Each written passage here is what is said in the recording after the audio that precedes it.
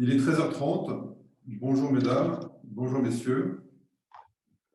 Nous sommes enchantés d'ouvrir ce webinaire, ce second webinaire en partenariat avec l'Assemblée des départements de France consacré à la réforme de la protection sociale complémentaire pour les agents de la fonction publique territoriale, qui est un sujet d'actualité et qui ne va faire que croître dans les préoccupations et les sujets de réflexion des collectivités locales dans les années qui viennent. Donc, pour ce second webinaire en partenariat avec l'Assemblée des départements de France, nous avons le plaisir et l'honneur d'accueillir parmi nous tout d'abord Jean-Michel Rapina, qui est notre partenaire, qui est directeur délégué chargé des politiques sociales à l'Assemblée des départements de France et qui connaît parfaitement bien ces sujets, très énergique sur ces sujets.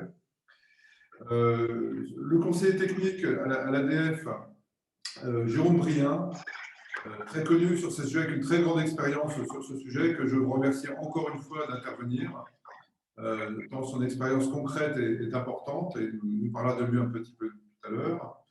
Philippe Charton, Sofaxis Groupe Reliance, Sofaxis qui est le leader aujourd'hui de l'assurance de personnes auprès des collectivités locales et qui a beaucoup travaillé en amont et désormais aussi beaucoup sur la déclinaison de cette réforme de la protection sociale pour les agents de la fonction publique territoriale.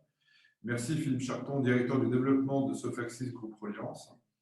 Et puis, nous avons également, j'ai la chance d'avoir comme associé depuis 8 ans Delia Arenas, qui connaît très bien ce sujet, qui connaît plein de sujets, notamment celui-ci, et qui va m'aider dans l'animation. C'est notamment Delia Arenas qui prendra avec moi les questions posées dans le chat et qui les distribuera aux intervenants.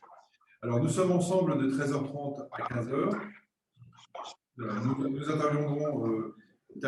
Monsieur Diacou, vous pouvez m'excuser, Monsieur Diacou. Monsieur Diacou, qui est directeur des ressources humaines de Tours Métropole Val-de-Loire à la ville de Tours et qui représente la NDRH, l'Association nationale des directeurs des ressources humaines des territoires. Voilà, donc Monsieur Diacou, vous pouvez m'excuser, d'autant plus que vous êtes un acteur essentiel dans cette réunion. Alors, donc, on terminera à 15h précisément. Nous aurons une première partie. Premièrement, Philippe Charton va nous exposer, elle va nous rappeler les piliers et les fondamentaux de cette réforme de la protection sociale complémentaire pour les agents de la fonction publique territoriale. Ensuite, nous aurons l'intervention de M. Jérôme Brien qui nous fera part de l'expérience qu'il a aujourd'hui avec des collectivités locales. M. Lionel Diliacou parlera également de ce qui est fait aujourd'hui au niveau de l'ADRHT sur ce sujet.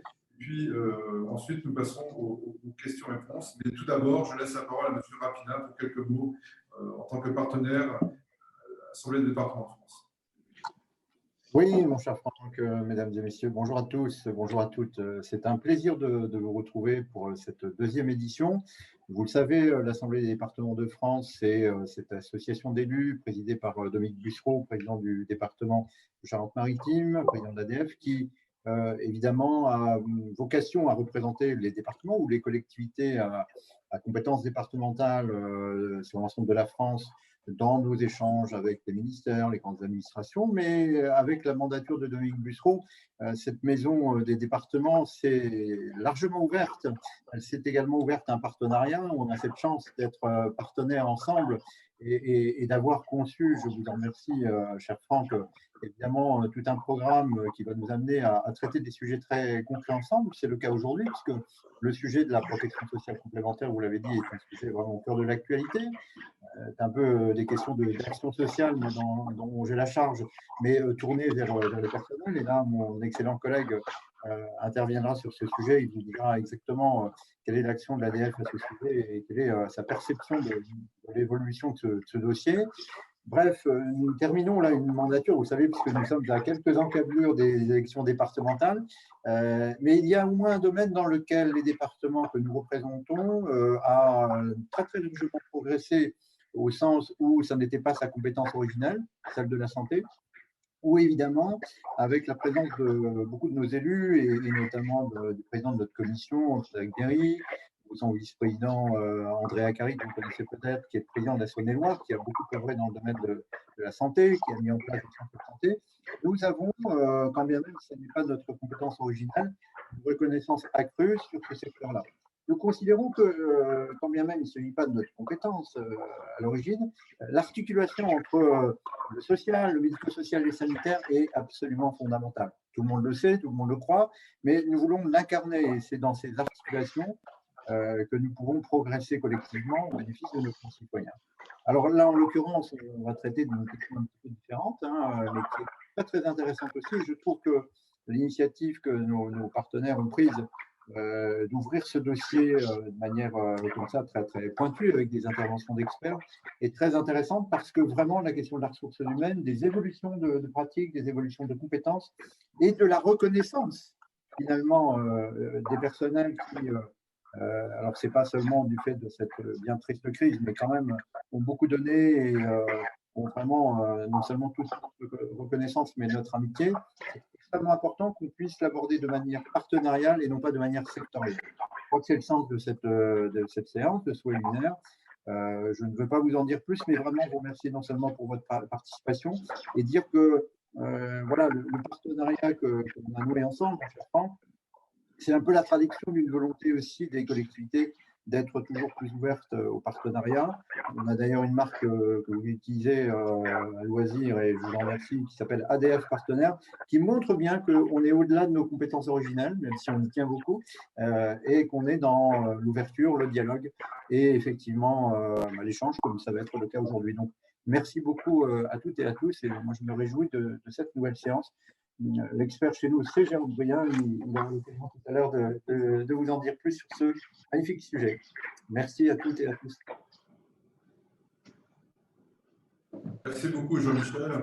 Je veux dire que j'encourage d'autres entreprises, grandes ou moyennes, voire petites, à s'engager dans ADF Partenaire parce qu'on a, avec Jean-Michel Rapina et ses experts, ses équipes, un soutien intéressant. Et je crois que on a fait quelque chose il n'y a pas très longtemps en France, Jean-Michel, avec Claude Evin, sur la question de la télésanté. Et il y a une forme d'acculturation aussi, parce qu'il y a un effet de levier en travaillant avec les collectivités locales sur ces questions de protection sociale, des questions de santé. C'est que globalement, tout ce qu'elles apprennent et tout ce qu'elles peuvent contribuer à bâtir au niveau local pour elles-mêmes et leurs agents, ça sert aussi pour les citoyens. Il y a un effet de levier considérable sur la transformation de nos territoires et au global de notre nation.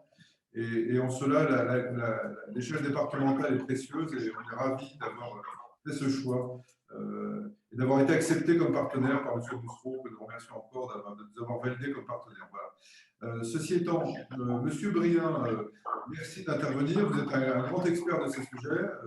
Jean-Michel vous laisse le fauteuil. Voilà. Alors, si vous pouvez nous dire deux mots quand même de votre parcours et de votre expérience, parce qu'il est tout à fait significatif. Et puis ensuite, voilà, vous vous présentez. Et puis après, je laisserai la parole à Philippe Charton pour nous parler du contexte de la réforme. Comme Jean-Michel vous a laissé la place, je vais vous faire vous présenter en tant qu'ADF. Oui, donc à ADF, je m'occupe des sujets de fonction publique, mais aussi des sujets de décentralisation et d'organisation territoriale. Parce que fonction publique, tout d'abord, où j'ai, grâce à mon directeur général Pierre Monzani, préfet Monzani, développé un réseau de DRH de département qui n'existait plus, qui n'existait pas, et nous organisons tous les 2 mois, tous les 3 mois, des rencontres sur l'actualité statutaire ou sur des sujets communs. Et nous y invitons nos partenaires de communes, des régions, bien des professionnels de la santé ou du monde de l'assurance également. Voilà, donc c'est des FPT ou des centres de gestion. Vous voyez, c'est très riche, les sujets sont très riches. Et le travail en réseau, comme vous, je crois, le préconisez, se rapproche beaucoup du partenariat. Enfin, c'est l'enfant du partenariat, des partenariats, et c'est quelque chose de très positif qui permet de partager des expériences dans des domaines des ressources humaines toujours très enrichissants. Merci, M. Briand. Donc, Philippe Charton, vous êtes directeur de développement de Socratis Groupe Reliance. Vous êtes basé à Bourg. Vous connaissez bien les territoires, parce que Cham, qui est l'autre pied du Groupe Reliance, est basé à Lyon. Vous êtes basé à Bourg. Vous connaissez bien la France dans sa globalité, qui est présente sur le territoire. Leader Socratis. Et vous avez travaillé depuis plusieurs années hein, sur ce sujet de la protection sociale. Vous avez œuvré pour les éléments de la réforme. Et je vais vous laisser la parole pendant 15 minutes à peu près. Je pense que beaucoup qui participent, hein, nous avons 60% de collectivités locales aujourd'hui, Philippe. Et le replay, désolé pour le terme anglo-saxon, sera largement diffusé. Donc, vous allez contribuer à la sensibilisation, voire à la connaissance de plusieurs milliers de personnes. Donc, je vous mets un petit peu la pression pendant les 15 prochaines minutes et puis ensuite on reviendra sur les interactions. Je vous laisse la parole, Philippe, et je crois que vous avez un document à partager avec nous. Merci Franck, merci pour cette invitation. Ça fait toujours intéressant de prendre la parole sur des sujets comme ceux-ci et de partager très clairement les attendus de la protection sociale complémentaire sur lequel on travaille, nous, Sofacsis, depuis quelques temps, hein, comme tu l'as dit, Franck. Simplement, quand tu peux me confirmer que l'image, c'est bien mon slide. Très bien. Donc, au niveau du groupe Reliance, quelques mots de présentation. Le groupe Reliance, hein, c'est un groupe mutualiste européen de référence. Ça veut dire quoi? Ça veut dire qu'au niveau du management des risques, nous avons deux terrains stratégiques, deux terrains de jeu, hein, comme on aime à l'appeler, les acteurs de la santé et les acteurs territoriaux. Donc là, je vais rentrer beaucoup plus dans le détail des acteurs territoriaux, mais sachez que notre métier central, c'est le management des risques et de couvrir toutes les dimensions à la fois de l'humain hein, en tant que tel, mais aussi de la délivrance de la mission d'intérêt général. Au niveau de Sofacsis en tant que tel, Sofacsis aujourd'hui, c'est le leader sur le risque statutaire en France, hein, donc sur la notion d'absence pour raison de santé au niveau de la fonction publique territoriale. On couvre aujourd'hui 800 000 agents. 800 000 agents, ça veut dire beaucoup de collectivités hein, derrière. Hein. On gère à peu près 2 CDG sur 3 aujourd'hui, 2 SDIS sur 3. Donc, vous avez les chiffres sous les yeux. Il ne s'agit pas d'exposer des chiffres simplement pour s'auto-congratuler. Il s'agit vraiment de montrer le fait que depuis 30 ans, on a une vraie connaissance intime des collectivités locales. Alors, avant de rentrer dans le détail en tant que tel de la refonte de la PSC au niveau de la fonction publique territoriale, j'aimerais pointer sur deux points d'étape. Le premier, c'est sur le fait que la fonction publique est face à des risques sociaux. Risques sociaux qui ont des impacts forts sur les effectifs de la fonction publique territoriale et par extension sur le déploiement de la protection sociale complémentaire. En premier lieu, et vous le savez, hein, il y a un vieillissement de la population, un vieillissement des effectifs de la fonction publique territoriale très significatif. Hein. Aujourd'hui, près de 45%, je vous l'ai mis sur le slide, 45% des effectifs ont plus de 50 ans dans la fonction publique territoriale. Ça veut dire que nécessairement, dans l'approche de déploiement de la protection sociale complémentaire, les employeurs territoriaux doivent intégrer cette dimension. Deuxième angle de lecture de la fonction publique territoriale, 75% des agents sont de catégorie C. Ça veut dire quoi? Encore une fois, hein, la population aujourd'hui, le public, ce sont des experts, vous êtes DRH, vous êtes au sein des collectivités, vous vivez ça tous les jours, mais les agents de catégorie C, ça veut dire un salaire moyen de l'ordre de 1 800, 1 900 euros. ce qui sous-entend que la dépense à affecter aux dépenses de santé, c'est une dépense qui est regardée de près et par extension, quand on est sur le risque de prévoyance et quand le risque est avéré, c'est-à-dire que l'agent, pour raison de santé, passe à demi-traitement, 1800 € divisé par 2, ça veut dire qu'on est vraiment sur une garantie vitale pour maintenir le pouvoir d'achat des agents. Troisième dimension par rapport à la fonction publique territoriale, les employeurs territoriaux subissent depuis 2015 une érosion forte des dotations d'État. Et on voit, notamment sur la capacité de recrutement ou de remplacement des effectifs dans les collectivités locales, on sent les conséquences de cette baisse de dotation sur la masse salariale. Dernier item sur lequel je voulais insister par rapport à la fonction publique territoriale actuellement, et on le verra tout à l'heure quand on projettera ces différentes dimensions sur la PSC, c'est que globalement, la santé des agents, l'un des indicateurs de la santé des agents, c'est les absences pour raison de santé. Ça, tout particulièrement, Sophaxis, on est expert par rapport à ça. Et on traduit quoi aujourd'hui en termes d'évolution? C'est que ces absences pour raison de santé progressent dans les collectivités locales depuis les 10 dernières années. Pas nécessairement en fréquence, c'est-à-dire en nombre d'arrêts. Par contre, la gravité liée à ces arrêts, donc la durée d'arrêt constaté pour les agents augmente. Donc, quand vous liez ça au vieillissement de la population, l'image qu'on peut en retirer, la synthèse, c'est qu'un agent, entre guillemets, de plus de 50 ans, quand il s'arrête, il ne va pas s'arrêter plus souvent qu'un agent, entre guillemets, plus jeune, mais par contre, quand il va s'arrêter plus longtemps.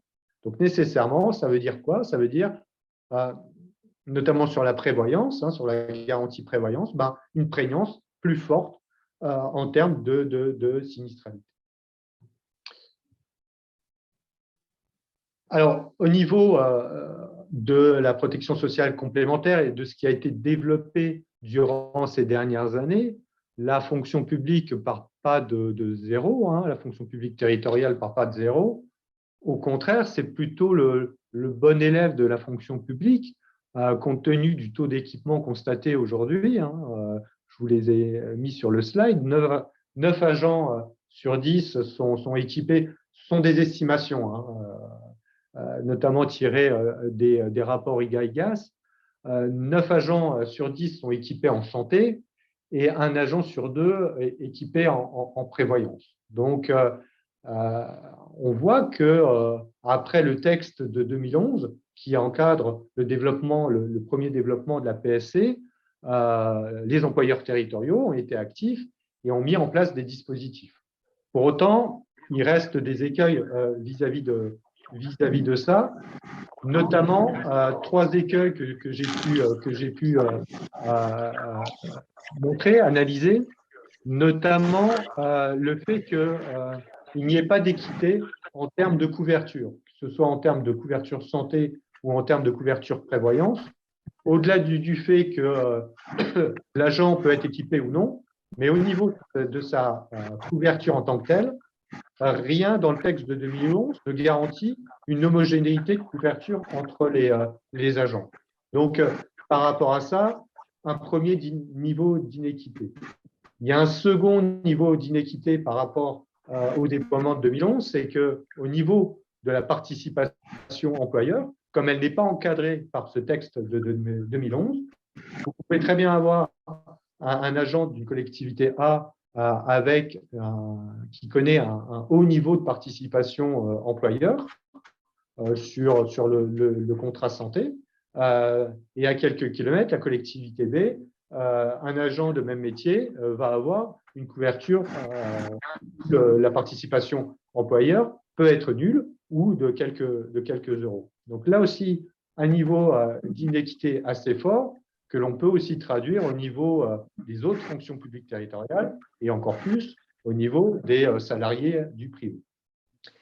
Et dernier écueil par rapport au développement de post-2011, c'est qu'un agent sur deux est équipé en prévoyance. C'est, entre guillemets, un bon niveau. Par contre, ce n'est pas suffisant compte tenu de l'importance de la prévoyance, du maintien de salaire au niveau de la sinistralité des agents, des agents. Ils sont vraiment en risque sans couverture prévoyance. Donc, par rapport à ces deux photographies, l'une sur la fonction publique territoriale et l'autre sur la PSC, qu'est-ce qui change aujourd'hui? Qu'est-ce qu'installe l'ordonnance de février 2021? Elle installe 6 points, 6 principaux points que je vais vous détailler. Le premier item, la première certitude qui est imposée par l'ordonnance, c'est la notion d'obligation de participation des employeurs. Donc ça, c'est installé, c'est posé. 50% de participation en termes de montant minimum prise en charge par l'employeur par rapport à un montant de référence. Ça, c'est en santé et c'est à partir du 1er janvier 2026. 20% d'un montant de référence à partir du 1er janvier 2025 pour la prévoyance. Donc, 2 items, un niveau de participation qui est posé et un calendrier posé. Ce qui l'est moins dans l'ordonnance, c'est cette notion de montant de référence. Sur quoi s'appliquent les 50% en termes de participation employeur sur la santé et même chose sur la prévoyance.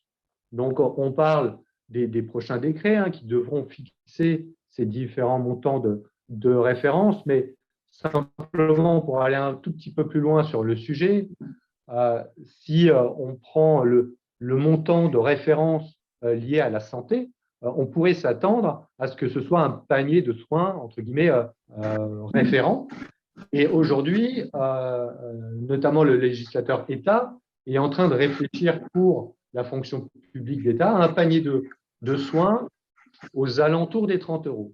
Quand je dis 30 €, c'est 30 € par mois de versement de la totalité du coût de la couverture santé. Donc, une participation employeur qui serait de l'ordre de 15 €.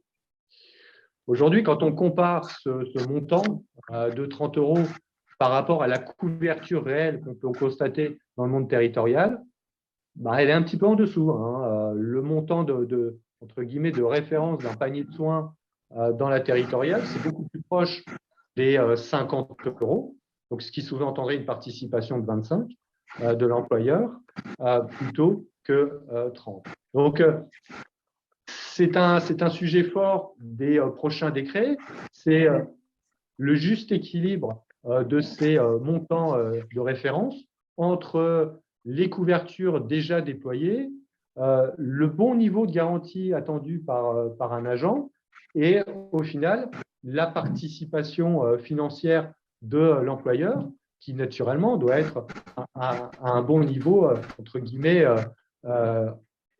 qualité de couverture et assiette de bénéfices. Deuxième point installé sur l'ordonnance, et c'est un point non négligeable là-dessus, c'est le renforcement du rôle des CDG. Donc, les CDG, et là c'est la phrase de l'ordonnance, les CDG concluent pour le compte des collectivités territoriales et de leur établissement public des conventions de participation auxquelles les collectivités territoriales et leurs établissements peuvent adhérer. Donc, plusieurs informations dans cette phrase. Une obligation en tant que telle. Les CDG concluent, donc ils sont dans l'obligation de proposer à l'ensemble des collectivités territoriales au sein d'un même département Deuxième information, une convention de participation. Donc, on est dans le cadre d'une obligation liée au CDG et d'une modalité de délivrance de la PSC sur la mise en œuvre d'une convention de participation, c'est-à-dire un contrat collectif à adhésion facultative ou obligatoire, j'en reprendrai tout à l'heure. Et troisième information contenue dans cette phrase, les collectivités peuvent adhérer. C'est-à-dire que les collectivités en tant que telles restent autonomes par rapport au contrat collectif proposé par le CDG. Donc, renforcement du rôle des CDG, une modalité de délivrance des conventions de participation, par contre, une autonomie gardée pour les collectivités en termes de choix de dispositifs. 4 autres items posés dans l'ordonnance, c'est la notion de renforcement du dialogue social.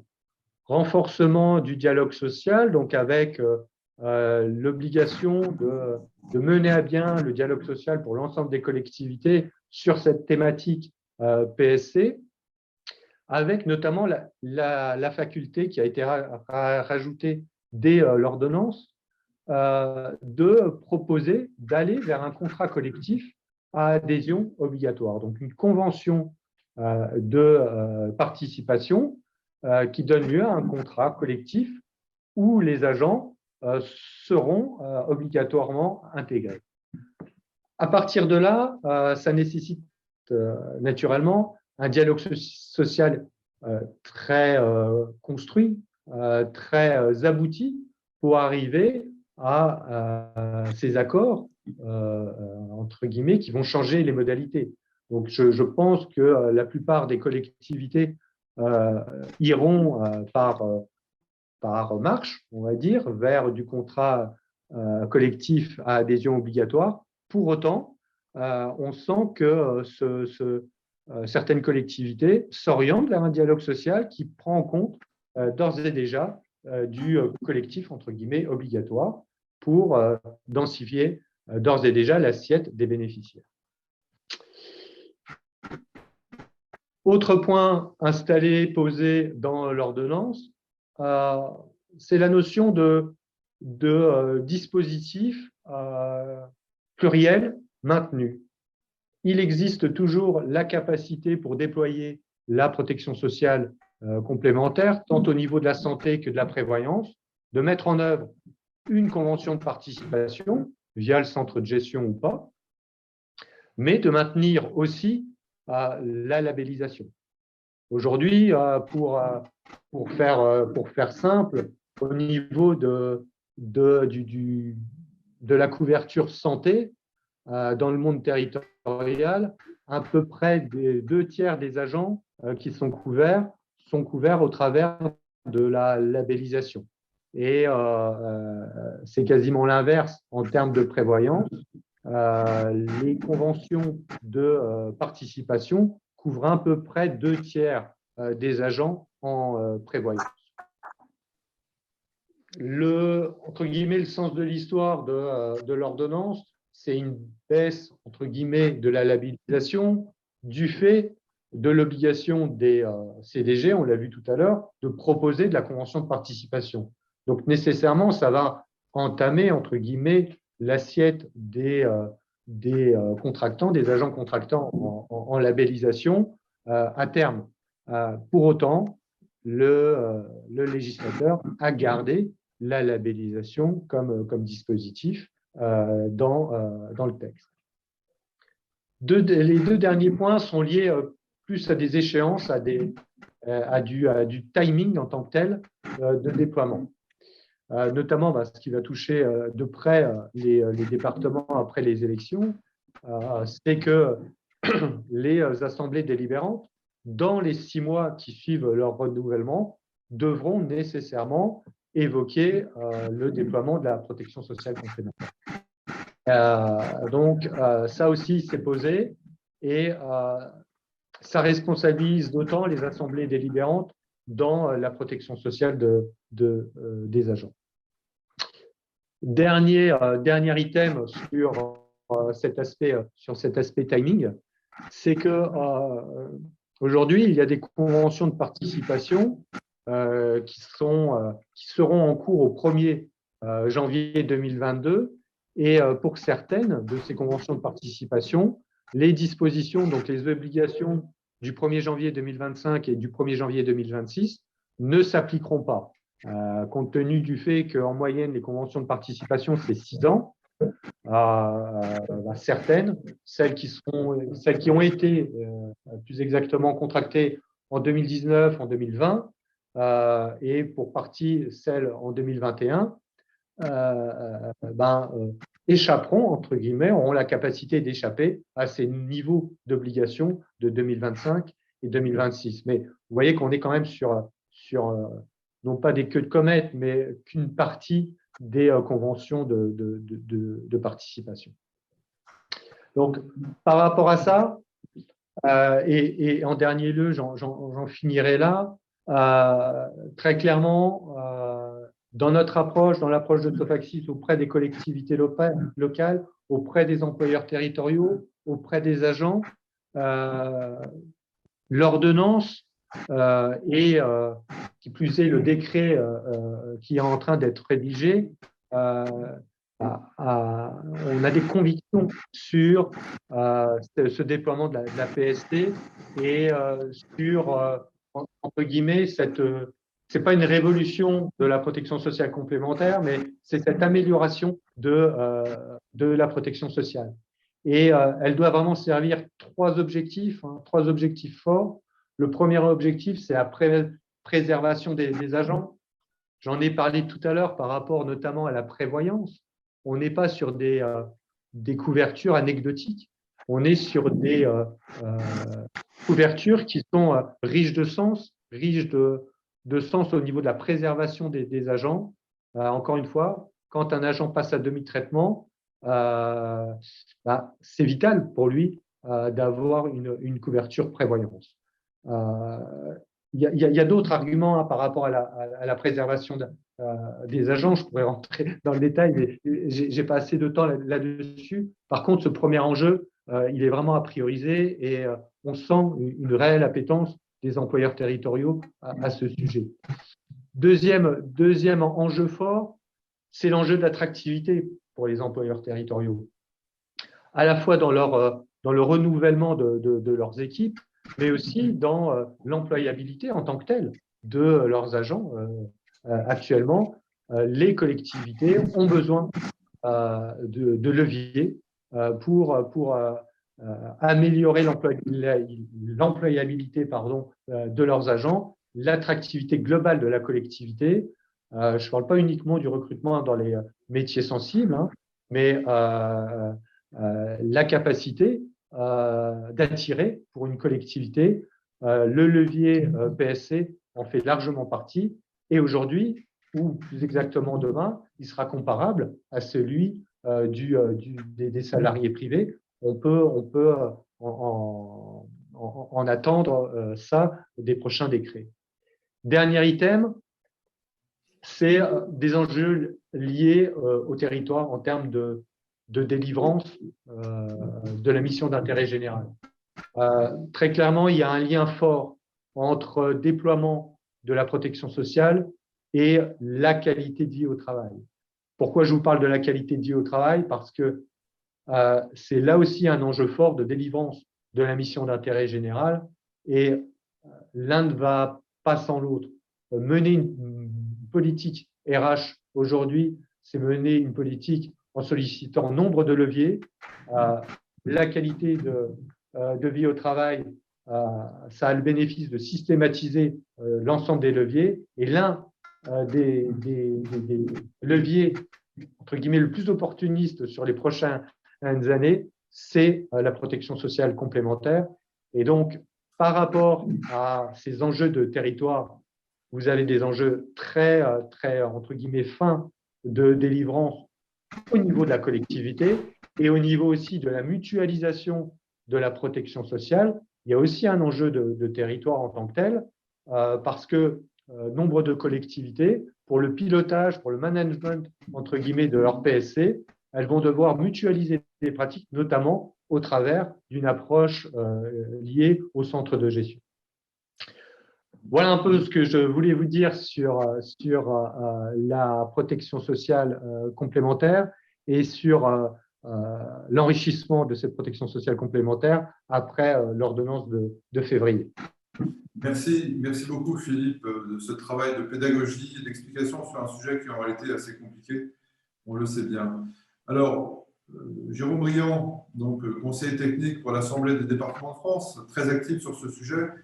Vous nous avez rappelé votre parcours, vous connaissez très très bien cela. Alors, sans revenir sur les piliers, la genèse de cette réforme, aujourd'hui, quelle est l'approche que vous avez, que vous êtes au contact quotidien quasiment, je crois, hein, de collectivités sur cela? Est-ce que vous pouvez nous faire part à la fois des réflexions en cours, des projets d'adaptation des territoires à cette protection sociale évolutive? Oui, monsieur Drouin, tout à fait. Les départements, communes, régions, interco, vraiment, et les élus de ces collectivités ont pris conscience de l'importance de l'action sociale, notamment en faveur du personnel. Pourquoi? Parce que la rémunération des agents ne suffit pas à améliorer, je dirais, la motivation des agents. Parce que la question, c'est aussi la motivation des agents au travail, c'est la reconnaissance, comme le disait Jean-Michel Rapina, qu'on doit favoriser. Or, l'action sociale complémentaire est un élément de cette puissance, de cette motivation et de l'attachement des agents au service public et à leur collectivité. Moi, j'ai pu le vérifier, notamment en Charente-Maritime, lorsque j'étais DRH, où j'ai, avec le président Bussereau, mis en place une politique de protection sociale complémentaire avec un contrat de groupe pour la prévoyance et une labellisation pour la santé. Ça faisait partie d'éléments, je dirais, justement d'amélioration des conditions de vie et de travail des agents, mais aussi de reconnaissance au travail. Et c'est une contribution pour nous dans la lutte contre l'absentéisme. Et c'était bien sûr, le but, c'est améliorer les conditions de travail, la qualité de vie au travail. On parlait de M. Charton. Donc ça, on l'a mis en place après la parution du premier décret de 2011 dont vous avez parlé, M. Charton. Nous nous sommes fait aider alors, par des mutuelles qui nous ont aidés à mettre… Parce que pour les employeurs, c'est quand même un monde… si on n'est pas conseillé ou aidé, c'est un monde assez difficile à appréhender, le monde de l'assurance. Enfin, il faut vraiment bien connaître. Et les conséquences en termes financières ou en termes de gestion des ressources humaines sont très importantes. Donc, il ne faut pas hésiter les élus doivent se faire conseiller. Et c'est ce qu'on a fait, nous, dans le collège, pour le collège employeur du Conseil supérieur de la fonction publique territoriale, qui regroupe les membres du Conseil supérieur, les membres employeurs, mais aussi les associations d'élus représentés au Conseil sup. Et nous avons décidé, comme on nous l'a proposé, de proposer des amendements à un projet de décret préparé par la DGCL concernant la fonction publique territoriale. Et c'est la première fois que les employeurs territoriaux sont associés d'aussi près à l'élaboration d'un texte réglementaire. Et ça mérite d'être salué, puisque ce texte réglementaire fera lui-même l'objet d'un dialogue social local. Donc, c'est extrêmement intéressant. Alors, pour aborder ce sujet qui est quand même assez technique, c'est vrai, il existe une très grande hétérogénéité des pratiques actuellement. On a évalué à moins de 50% des collectivités recensées qui avaient mis en place un dispositif de protection sociale complémentaire, mais selon à chaque fois des modalités très différentes d'une collectivité à l'autre. Oui, ça c'est vrai. Donc, on attend de cette ordonnance et de ces décrets un cadre qui va offrir des garanties minimales. Il faut bien rappeler que c'est une obligation qui est quand même très, très encadrée, mais ça doit donner envie de mettre en place ces dispositifs, au moins, ou d'aller plus loin pour les collectivités qui se seront regroupées autour des centres de gestion ou qui se seront qui auront pris des contrats de groupe. Hein. Donc, donner envie d'aller plus loin et d'inscrire cette politique dans la négociation sociale et dans les lignes directrices de gestion que les collectivités doivent mettre en place depuis le 1er janvier 2021. Donc, tous ces éléments sont liés pour faire, je dirais, une bonne politique de gestion des ressources humaines à une échelle locale et encourager un dialogue social. À l'ADF, nous sommes très attachés à valoriser ce dialogue social local dont on parle rarement et qui est pourtant très riche et très actif. Alors, la méthode que nous avons utilisée auprès du Conseil supérieur de la fonction publique territoriale, dans le cadre de la coordination des employeurs territoriaux, a été celle d'un recours à une AMO. Alors, nous partageons le coût de cette AMO, les 10 partenaires partagent ce coût, donc c'est une action, c'est la première fois aussi que nous mettons quelque chose en place ensemble pour justement présenter aux élus des éléments de réflexion objectifs afin de leur permettre de faire des choix clairs, des propositions claires le 16 juin prochain au ministère de la fonction publique et notamment à la DGCL, Direction générale des collectivités locales. Et nous voulons, les élus veulent assurer leur rôle de co-décideur dans cette affaire, dans la coécriture du décret qui nous est proposé. Parce que les élus locaux ont vraiment, je le disais tout à l'heure, ont conscience des enjeux sociaux et budgétaires de la gestion des ressources humaines de leurs agents. Alors ça, c'est tout à fait important. Et les associations, je dirais comme l'ADF ou l'AMF ou les associations de DRH ont un rôle très important justement pour sensibiliser les décideurs, leurs élus, sur l'importance de faire ces choix et de s'intéresser à ces questions. Alors, nous avons décidé de prendre cette AMO, je dirais, le 15 avril dernier. Hein. Alors, aussi bien sur les sujets de santé, mais les sujets de santé sont déjà, la santé est déjà assez encadrée. Donc, nous travaillons actuellement en sous-groupe plutôt sur la prévoyance. Nous travaillons sur le panier de garanties que nous avons identifié quatre hypothèses concernant la prévoyance. Donc, nous travaillons sur les montants que l'on pourrait affecter à chacune des garanties, sur l'étendue des garanties, sur les coûts, bien sûr, le coût de cotisation des agents, qui est très important. Il faut prendre ça en compte parce que les agents que les élus veulent viser, ce sont les agents qui ont les revenus, bien sûr, les plus modestes, soit en début de carrière, soit en milieu ou en fin de carrière, selon leurs catégories d'appartenance. Donc, il s'agit de prendre en compte, bien sûr, la cotisation agent, mais aussi les moyens des collectivités territoriales, parce que nous sommes dans une fonction publique territoriale qui est essentiellement composée de toutes petites collectivités, de toutes petites intercos, et qui n'ont pas forcément… et il ne faut pas que ça apparaisse comme un moyen qui déséquilibrera leur budget, hein, mais ce sera certainement pas le cas, puisque ces collectivités elles-mêmes relèvent souvent de centres de gestion départementaux.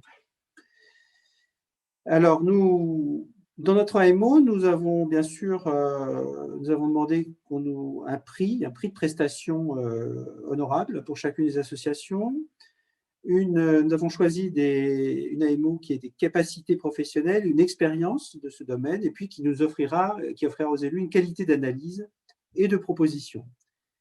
Et nous avons 2 associations qui se sont portées volontaires pour être rapporteurs du groupe de travail des employeurs territoriaux et qui animent, je dirais, avec notre AMO, les groupes de travail, dont l'un travaille sur les soins quand même, et l'autre travaille sur la prévoyance, mais aussi sur la révision du décret de 2011.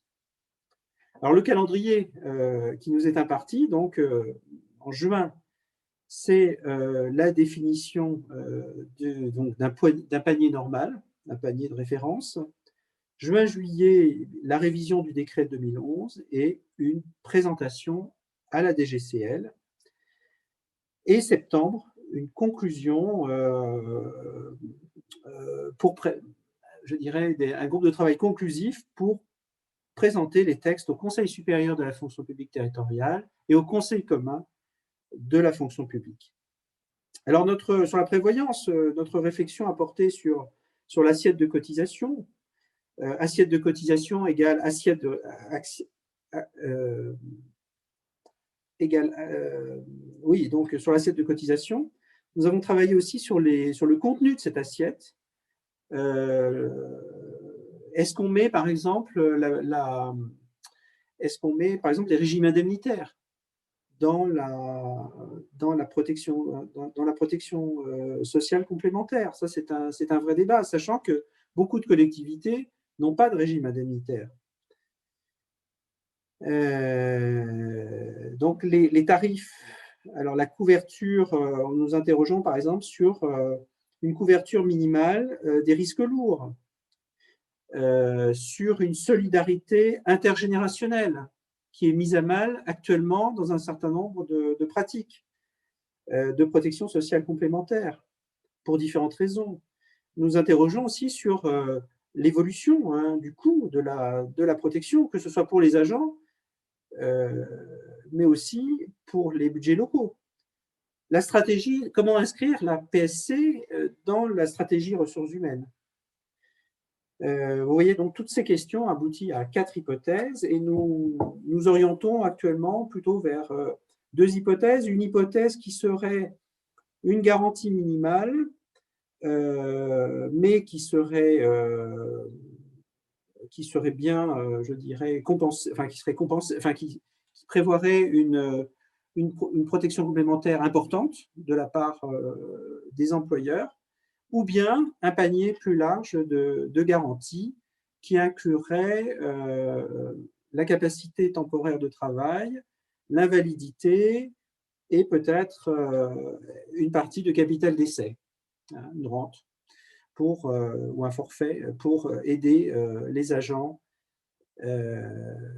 aussi dans ce domaine, parce que le capital d'essai a diminué depuis plusieurs années dans la fonction publique. Voilà, donc ce sont des éléments importants que nous expertisons en ce moment. Merci, M. Briand. Merci beaucoup, M. Briand. C'était très, très clair. On voit effectivement qu'il y a un travail de terrain. Je note quand même que la prévoyance, vous disiez tout à l'heure, la santé, bon, on voit à peu près.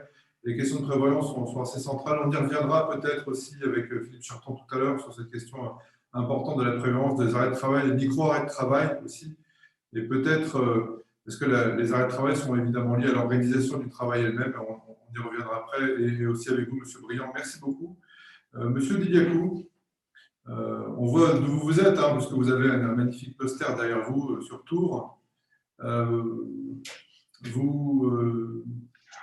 parlez un petit peu de vous et de vos fonctions, et puis de revenir sur les éléments présentés précédemment. Monsieur Briand, je reviendrai vers vous juste après. Merci beaucoup. Oui, merci beaucoup.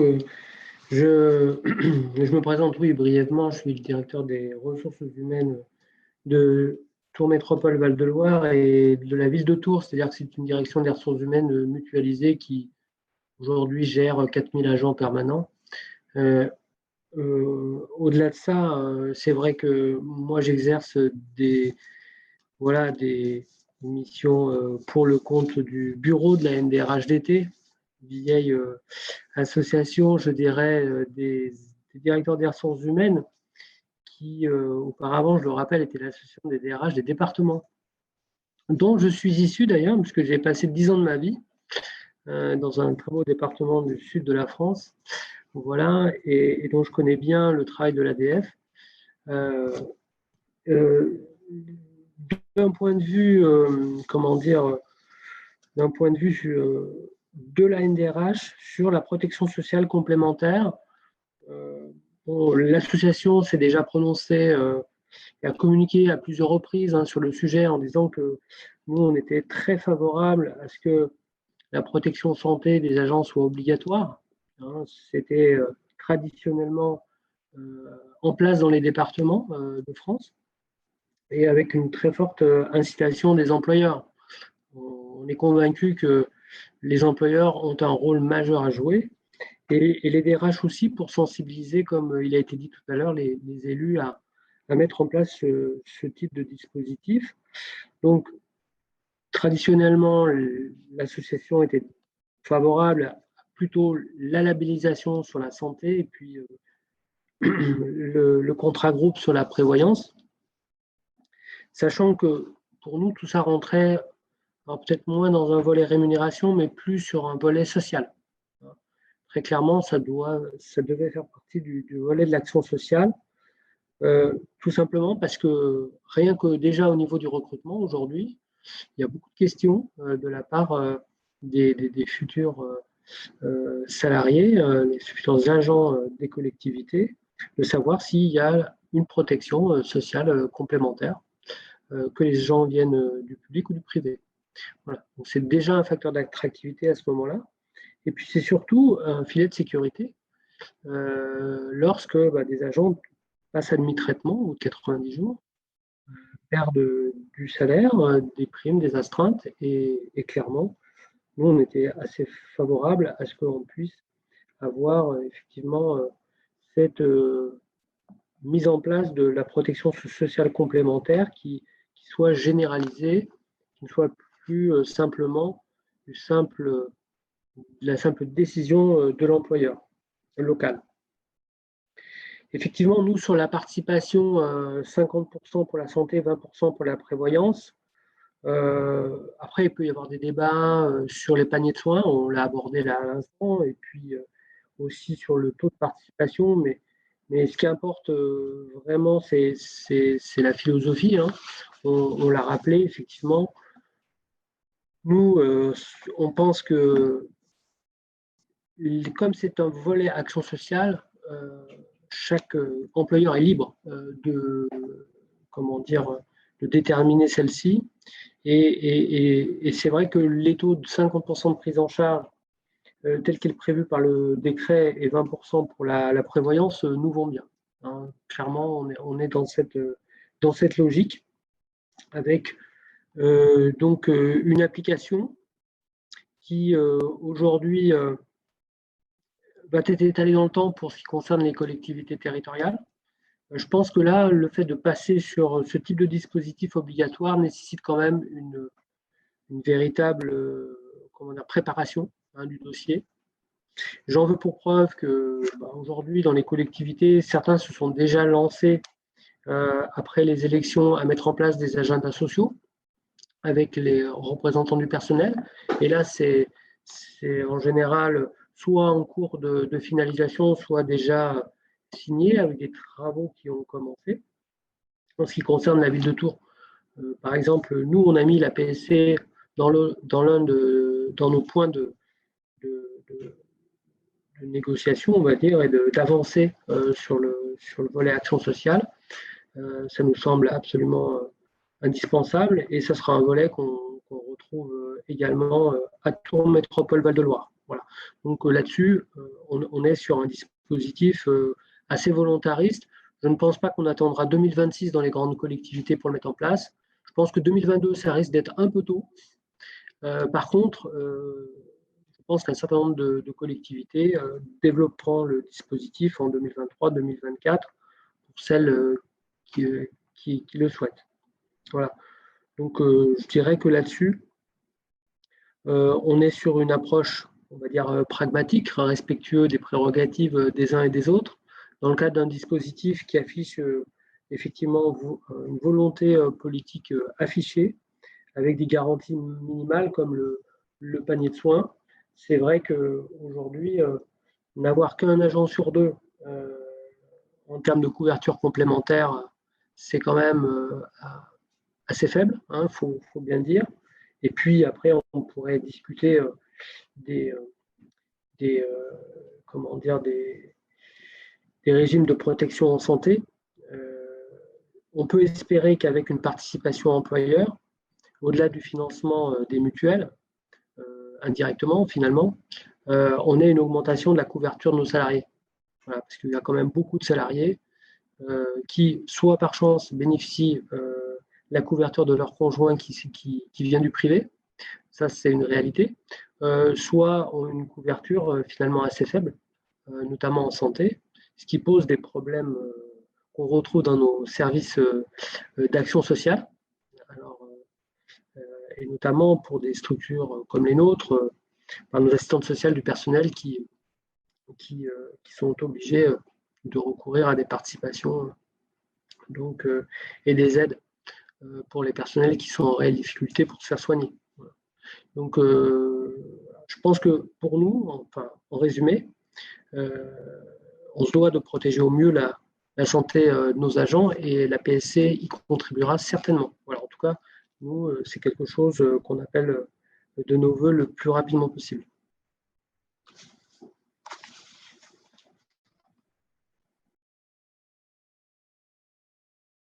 Merci, Monsieur Didiakou. Sur la prévoyance, face aux arrêts de travail, comment vous voyez le rôle de la réforme de la protection sociale complémentaire sur la limitation des arrêts de travail et sur quel type d'arrêt de travail vous voyez des enjeux potentiels?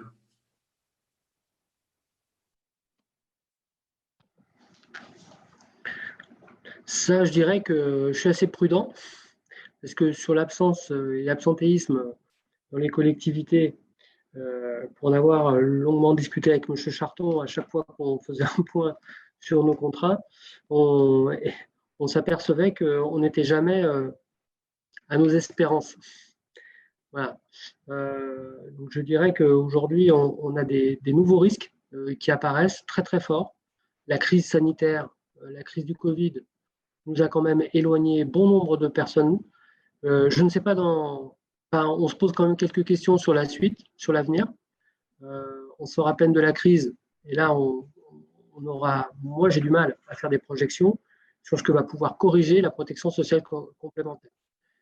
Très clairement, dans nos collectivités, on a aussi beaucoup de développement de risques psychosociaux, hein, et ça produit quand même beaucoup d'arrêts de travail, en maladie ordinaire ou plus.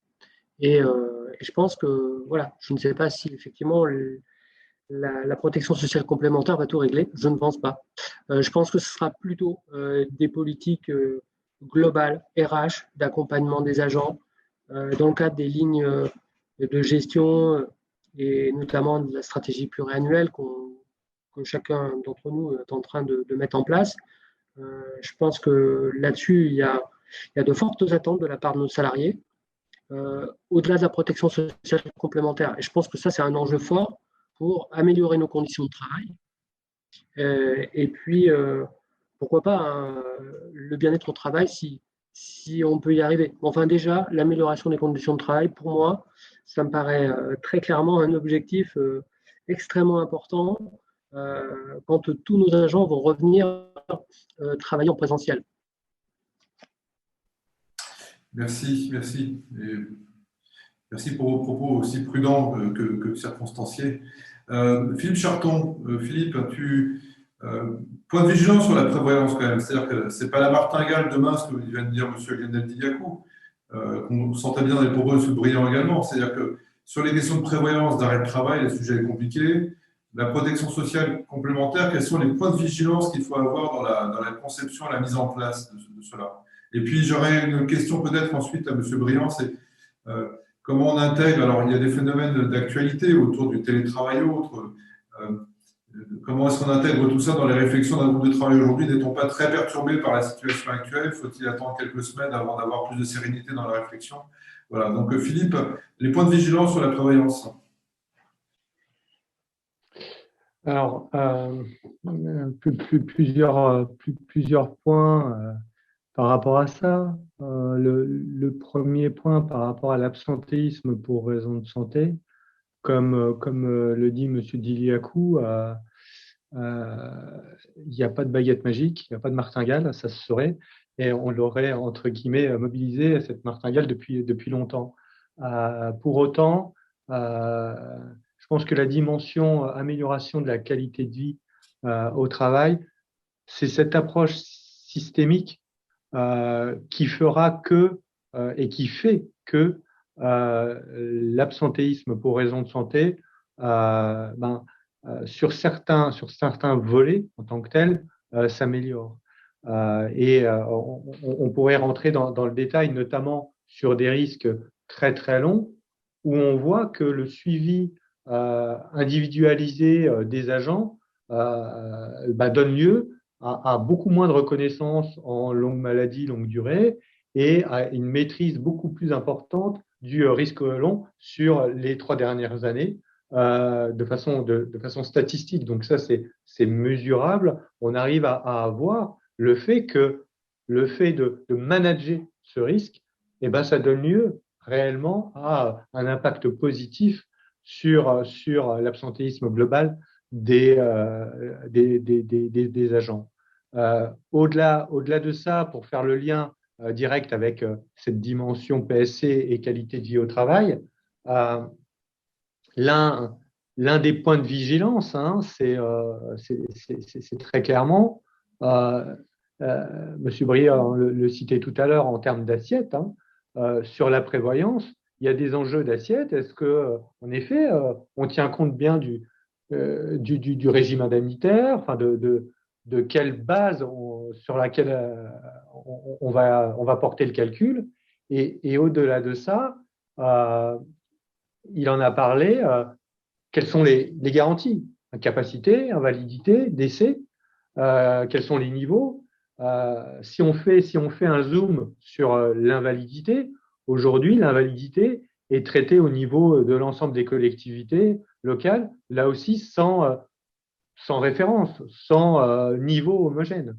Donc, là aussi, le décret, la réflexion en cours, doit aussi porter sur une définition commune de certaines garanties, dont l'invalidité, qui me semble vraiment, entre guillemets, un périmètre minimal de couverture prévoyance, mais aussi dans sa définition un peu fine sur quels sont les agents qui sont réellement indemnisés dans le cadre de cette prévoyance. Ensuite, quels sont les différents niveaux de cotisation afférentes pour ne pas surmobiliser financièrement l'agent, là aussi, comme le disait M. Briand tout à l'heure. Et un autre point de vigilance par rapport à la prévoyance, c'est le fait que il faut un système de bornage de la prévoyance. Je m'explique. Il s'agit qu'un agent, quand il est arrêté et quand il perçoit une indemnisation en termes de couverture prévoyance, il ne faut pas que cette indemnisation nette de toute fiscalité ce soit supérieure à ses revenus quand il est en activité. Ça voudrait dire qu'il y a quelque part une désincitation à revenir à l'emploi, et on a un risque de maintien, entre guillemets, en termes d'absentéisme de l'agent dans la situation où le sinistre est évoqué. Donc, par rapport à ça, la solution est très simple, c'est de borner à 80, 85%, 90% la totalité des indemnisations en termes de maintien de salaire, de prévoyance, pour avoir cet effet incitatif de retour à l'emploi. Voilà quelques-uns des points de vigilance sur la prévoyance. Merci Philippe. Monsieur Briand, alors deux volets à mon questionnement. Le premier, c'est réaction par rapport à ce qui vient d'être dit sur la prévoyance, et le deuxième point sur l'actualité et l'impact de cette actualité sur les groupes de travail en cours. Alors oui, l'impact de l'actualité sur le débat d'aujourd'hui. Vous évoquiez tout à l'heure le télétravail. Alors le télétravail a un lien, que avec la discussion d'aujourd'hui, mais c'est surtout un outil en faveur d'une organisation nouvelle, mais qui va avoir un effet aussi sur le travail, la motivation des agents, et qui va avoir un effet qu'on ne connaît pas, et qui peut être inquiétant si ce télétravail n'est pas organisé. Alors, il le sera, puisqu'il y a un accord que l'ADF a signé, un accord de méthode le 12 mai dernier au ministère avec l'AMF, la Région de France et les syndicats, et nous signerons peut-être un accord définitif pour encadrer le télétravail, faire un socle commun au mois de juillet prochain, au cours du mois de juillet. Voilà. Donc, ce qui est intéressant, que ce soit pour la PSC comme le télétravail, c'est que nous utilisons les leviers de l'ordonnance sur la négociation sociale dans la fonction publique, en utilisant des méthodologies, mais aussi les étapes je dirais, nécessaires à une bonne négociation dans la fonction publique. Voilà, donc à travers la PSC ou le télétravail, nous allons inaugurer une nouvelle condition du dialogue social. Alors, il y a un point commun quand même, c'est la relation au temps, je dirais. Le temps de la vie professionnelle et la vie des agents. La PSC fait le lien prend en compte la vie professionnelle, ses effets sur la santé, son impact sur la motivation des agents, sur les loisirs des agents, et la vie personnelle et la vie privée, et même au-delà de la vie professionnelle, si l'on prend en compte d'activité, si on prend en compte la maladie ou si on prend en compte la retraite. Donc voilà, le lien, c'est la réflexion sur le temps. Et on s'aperçoit que cette réflexion sur les temps ou la conciliation des temps, sur la longue durée ou sur la courte durée, eh bien, elle est assez nouvelle. On n'avait pas réfléchi autant au moment de passage aux 35 heures à ces questions. Et les effets ont été souvent extrêmement rudes pour les collectivités territoriales qui sont passées de 39 heures brutalement à 35 heures sans se poser de questions sur leur organisation, sur les conditions de vie et de travail des agents, et notamment sur l'encadrement des collectivités territoriales. Voilà. Il y a cette notion, alors on parle de télétravail, dans le télétravail, il y a cette notion de travail effectif, qui est une notion nouvelle, qui était apparue au moment des 35 heures, en 2000, et qui réapparaît aujourd'hui. Donc c'est amusant. Mais je crois qu'aujourd'hui, on réfléchit beaucoup mieux à cette question. Voilà, mais l'idée, c'est que, enfin, ce qui est commun à toutes ces politiques, alors je dirais quand même, pour conclure, pour moi, la PSC, c'est une politique, ce n'est pas un outil, c'est une politique de solidarité. Alors, les départements sont les garants de la solidarité sociale et territoriale, mais pour nous, on vit ça comme les DRH vivent ça comme un élément très important de leur politique du personnel et de solidarité entre les agents de catégories différentes, de rémunérations différentes, des métiers différents, des pénibilités différentes, des âges, bien sûr, très différents. Et ils vont essayer, à travers ces outils, je crois, de garantir une certaine équité, une meilleure équité ou une plus grande égalité dans la gestion de leurs agents, grâce à la protection sociale complémentaire. C'est très intéressant. J'ai eu l'occasion, avec Calissa Diagonal, de travailler sur l'univers de la fonction publique hospitalière, où on retrouve les mêmes problématiques, c'est-à-dire comment de plus en plus on veut faire travailler un collectif ensemble, que ce soit des gens catégorie A ou catégorie C, et comment on accepte de moins en moins qu'il y ait de grosses différences sur ces sujets entre les acteurs. Et j'allais dire, on a vu tout à l'heure, il y a plus de 70% des agents de la fonction publique territoriale qui sont catégorie C, et puis avec une moyenne d'âge de plus de 50 ans. Or, on sait que les motifs d'absentéisme sont quand même beaucoup l'aide aux aidants par les salariés, c'est-à-dire dans vos agents, il y en a quand même une bonne proportion qui sont eux-mêmes en train d'aider leur père, leur mère, un proche qui ont des problèmes de maladie, de dépendance, etc. Or, ce qu'on voit dans les entreprises, même les grands groupes, c'est que la dimension de l'aide aux aidants devient de plus en plus prégnante dans les services, dans la protection sociale des gens. c'est aussi une politique sociale et de solidarité. Et ça renvoie à la question de la différence entre les garanties, donc la dimension assurantielle, et celle des services.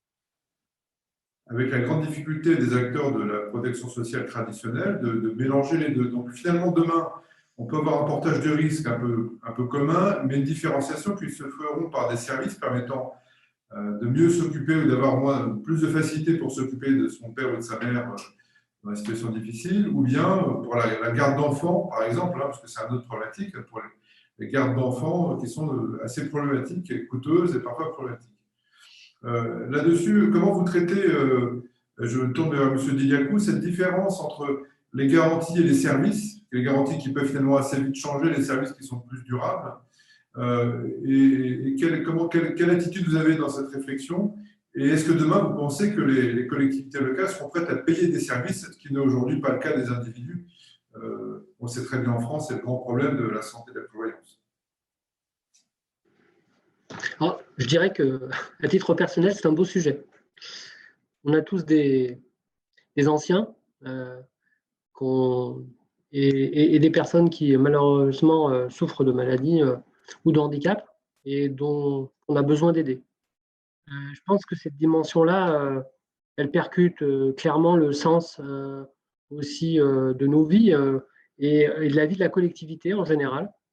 Je pense que sur nos territoires, les collectivités ont besoin de montrer en fait une forme d'exemplarité aussi bien vis-à-vis de leurs salariés que vis-à-vis des habitants qui sont sur le territoire. Voilà, donc tout cela est très peu parlé aujourd'hui, hein, je dois reconnaître. En tout cas, dans les politiques RH, très peu de représentants d'organisations syndicales nous sollicitent sur ce type de dispositif, qui viennent souvent d'en haut, hein, par le législateur, par des initiatives gouvernementales, qui finalement se traduisent par des congés pour les aidants, voilà, toutes les nouvelles dispositions qui viennent, qui permettent l'absence du personnel et une forme de protection complémentaire finalement. Pour moi, je pense que c'est une bonne chose. Je dirais que j'oserais espérer que les agents n'aient pas à mobiliser ce type de dispositif, parce qu'au moins ça veut dire qu'ils pourront se consacrer davantage à leur travail, hein, à leur poste de travail, et puis ça veut dire que finalement chez eux tout va bien, et ça c'est tout ce qu'on peut souhaiter à nos agents. Maintenant, je pense qu'effectivement, ce sont des dimensions qu'il va falloir davantage intégrer dans nos réflexions. Je pense qu'on doit faire preuve qu'à Tours, on n'est pas arrivé à ce stade de maturité de nos politiques RH. Donc, peut-être que d'autres sont allés un peu plus loin. Je pense à le territoire de notre président Patrick Courroyer sur Nantes, voilà, qui a développé davantage effectivement de solutions de ce genre. Mais bon, clairement, pour nous, l'association NDRHDT, on est favorable à ce type de dispositif qui viendrait renforcer le droit des agents et qui leur permettrait de s'occuper des proches. Je pense que c'est vraiment indispensable aujourd'hui. Tout ne peut pas passer par la sécurité sociale d'antan. Et il y a un effort, effectivement, une contribution des collectivités à l'accompagnement des agents sur des problématiques de vie individuelles, en fait.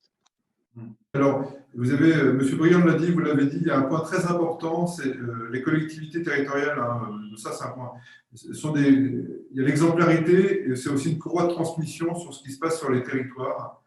Et tout n'est pas que finance, il y a du service, et parfois le rôle des associations locales au service des solidarités, le mot qui a été utilisé par M. Briand tout à l'heure, est très intéressant, notamment pour s'occuper des seniors au domicile, qui permettent de décharger l'aidant salarié, qu'il soit une collectivité locale ou une entreprise, de cette difficulté du quotidien et limiter ainsi l'absentéisme. Ça, c'est une chose qui me semble très importante. Il y a un effet de levier pour les élus aussi sur les territoires en ayant plus de conscience et d'action sur ces sujets. Philippe Charton, vous intégrez bien, me semble-t-il, cette dimension à la fois garantie assurantielle, parce que tout n'est pas qu'assurance, tout n'est pas que finance dans la vie, heureusement. Il y a aussi un petit peu de service, d'humain autour de cela. Comment vous intégrez ça aujourd'hui? Et puis ensuite, je laisserai la parole à Delia qui nous fera l'état des questions, des remarques de la salle, entre guillemets, de la salle virtuelle. Philippe? Oui, en effet, hein, tout n'est pas assurance, ni aspect financier. Et c'est vrai que les différentes définitions là, que j'ai entendues en termes de protection sociale, avec notamment des mots comme politique de solidarité, innovation sociale, ça donne une nouvelle dimension aux politiques RH.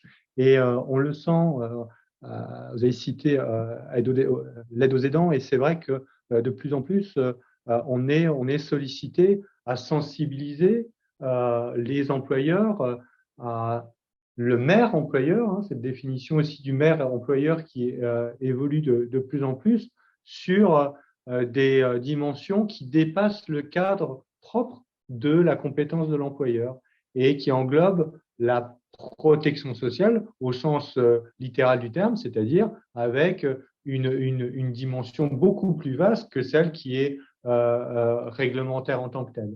Et en ce sens, pour en revenir à l'équipement en tant que tel et à cet aspect assurantiel, rien n'est pire dans un contrat d'assurance que des services qui ne sont pas utilisés. C'est pour ça que la réflexion que l'on a sur les différents équipements, c'est réellement une réflexion en termes de management de ce risque, c'est-à-dire que le service réussit, entre guillemets, à aider à un vrai pilotage, à un vrai pilotage du contrat, à une vraie diminution du risque, à un vrai transfert de ce risque. Et c'est ça, cette définition du management des risques, et d'englober des thématiques qui sont beaucoup plus vastes que celles qui sont ciblées dans la couverture assurantielle classique et d'aller vers ces différents sujets. Pour les couvertures santé, c'est une litanie de services aujourd'hui qui sont offerts aux différents agents qui peuvent pallier en partie à la désertification en termes d'offres de santé sur certains territoires. Il faut aussi avoir ça en tête, que c'est l'un des moyens de pallier à des insuffisances territoriales.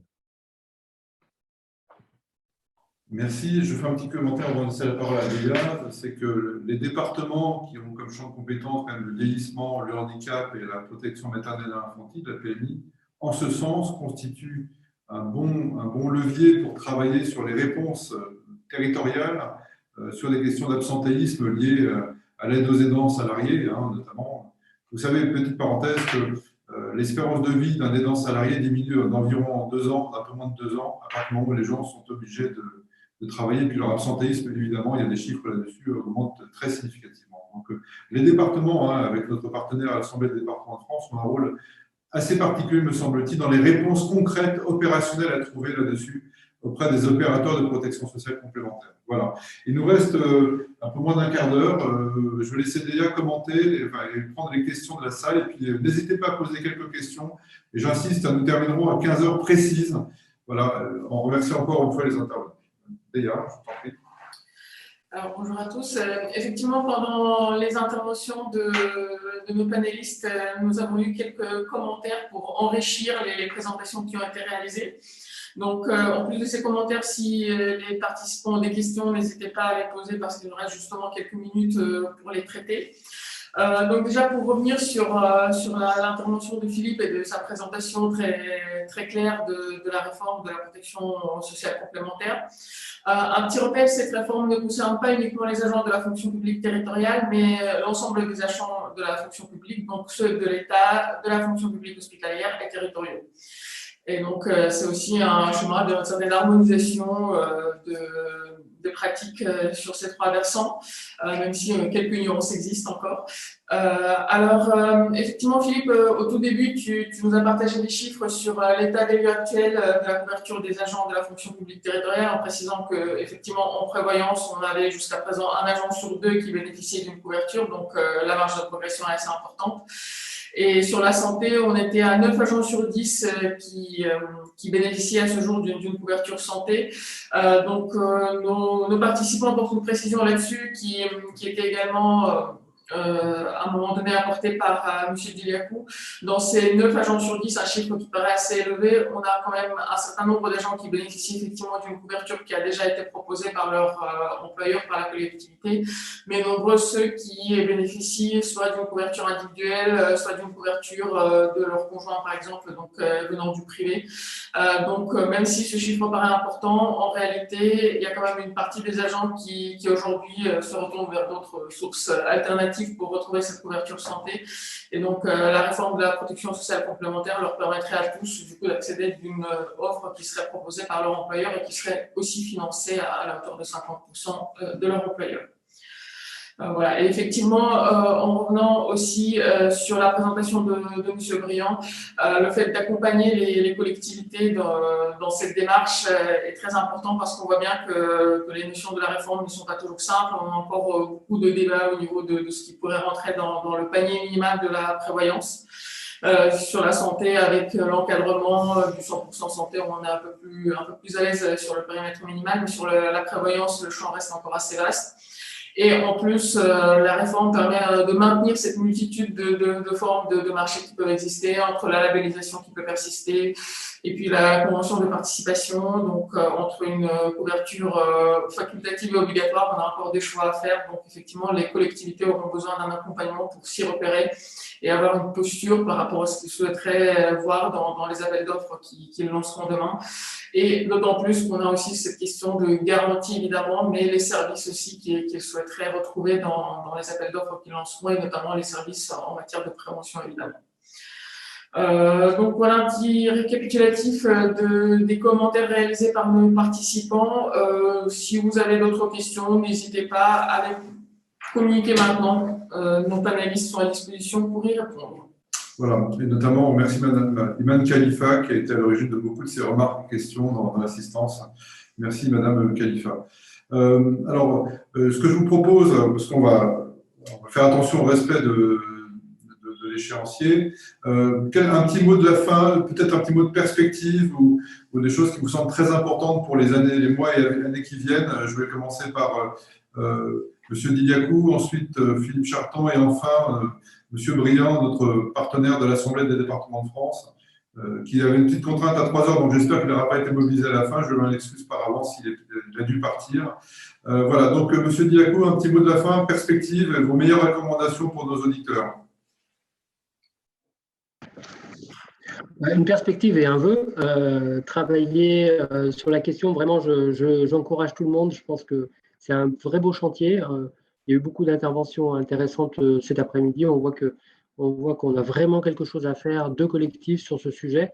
Donc, voilà, je ne peux que inciter à échanger sur ce point quand on le peut, hein, parce qu'il y a aussi des choses à faire en termes d'échange d'expérience auprès des associations RH, mais aussi par ailleurs.